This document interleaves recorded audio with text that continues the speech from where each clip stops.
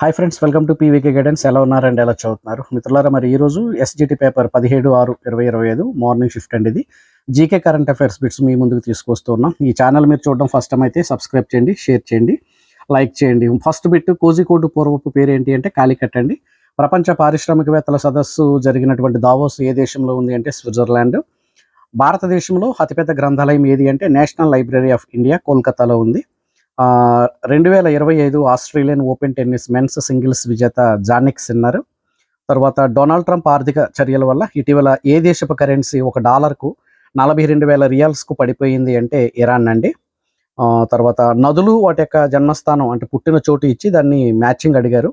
ఇందులో గోస్తని నది, ఇది అనంతగిరి కొండల్లో ఉంది, పుట్టింది. తర్వాత బాహుదా నది రామగిరి కొండలు, సగిలేరు నల్లమల కొండలు, కుందేరు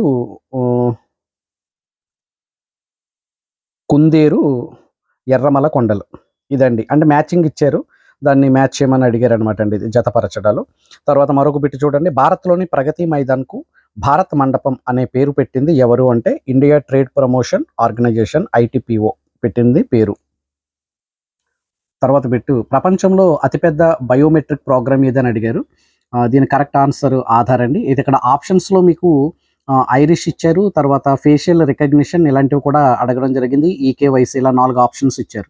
కన్ఫ్యూజన్గా అనిపించింది. అయితే ఇక్కడ దీని కరెక్ట్ ఆన్సర్ వచ్చి ఆధార్ అండి. తర్వాత వేరుగా ఉన్నదాన్ని ఐడెంటిఫై చేయండి. Identify which is odd one అని చెప్పేసి అడిగినటువంటి ప్రశ్న.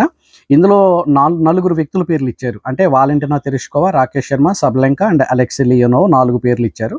ఇందులో సబలెంకా అన్న ఆమె మాత్రం టెన్నిస్ స్టార్, మిగిలినటువంటి వారందరూ కూడా స్పేస్కి సంబంధించినటువంటి వారు. వాలెంటినా తెరుష్కోవా అంతరిక్షంలో ప్రయాణించిన తొలి మహిళ, రాకేష్ శర్మ అంతరిక్షంలోకి వెళ్ళిన తొలి భారతీయ వ్యోమగామి, సబలెంకా టెన్నిస్ స్టార్ బెలారస్కి చెందినటువంటి క్రీడాకారిణి, అలెక్సీ లియోనోవ్ అంతరిక్షంలో నడిచినటువంటి తొలి మానవుడు.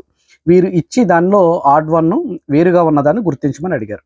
తర్వాత బిట్టు, పనామా కాలువ అమెరికా నుంచి పొందిన బహుమతి కాదు అని ఎవరన్నారని ఇచ్చారనమాట అండి. దీని కరెక్ట్ ఆన్సర్ వచ్చి జోస్ రౌల్ మొలినో, ఈయన పనామా ప్రెసిడెంట్ అనమాట అండి. ఇలా ఏదో ఒక స్టేట్మెంట్ అడుగుతూనే ఉన్నారు. తర్వాత రాజగోపాలాచారి, ఇటుపక్క అండి వ్యక్తుల పేర్లు ఇచ్చారు భారత జాతీయోద్యమ సంబంధంగా.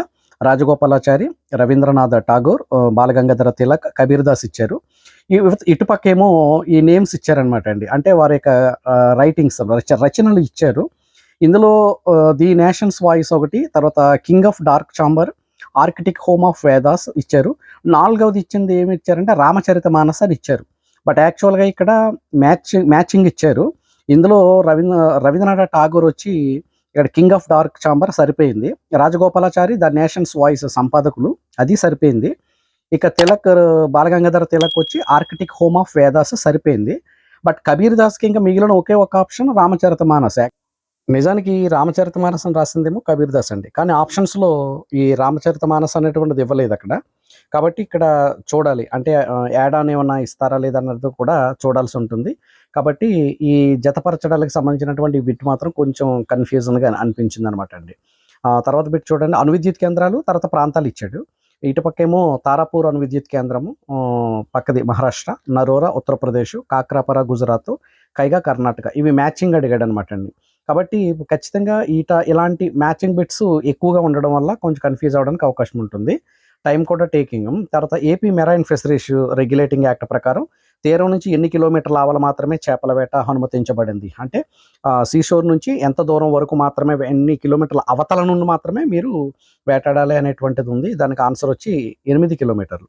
తర్వాత పద్మశ్రీ అవార్డు గ్రహీత భీమవ్వ దొడ్డభల్లప్ప సిలెక్యతార ఏ రంగంలో ప్రసిద్ధి అంటే కనుక దీనికి కరెక్ట్ ఆన్సర్ వచ్చి స్కిన్ పపెట్స్ అండి, తోలు బొమ్మలాట ఈ రంగంలో ప్రసిద్ధులు. కాబట్టి ఇలాంటి బిట్స్ అన్ని అడుగుతున్నారు ఫ్రెండ్స్, మీరు గమనించాలి. రాబోయేటటువంటి ఎగ్జామ్స్లో కూడా చాలా వరకు ఈ బిట్స్ మీకు ప్రయోజనకరంగా ఉంటాయి. ఈ పీవీకే గైడెన్స్ మీరు చూడడం ఫస్ట్ టైం అయితే కనుక సబ్స్క్రైబ్ చేయండి, షేర్ చేయండి, లైక్ చేయండి. గత వీడియోలు కూడా మీరు చూడండి, జీకే కరెంట్ అఫైర్స్ ఇతరత్ర అంశాలకు సంబంధించినటువంటివి అన్ని బిట్స్ కూడా ఉంటున్నాయి. కాబట్టి త్వరలో రాయిపోయేటటువంటి వారు టీజీటీ పీజీటీ రాయిపోయే వరకు కూడా ఇది చాలా ప్రయోజనకరం. సదా మీ విజయాన్ని ఆకాంక్షిస్తూ I wish you all the best. Thank you.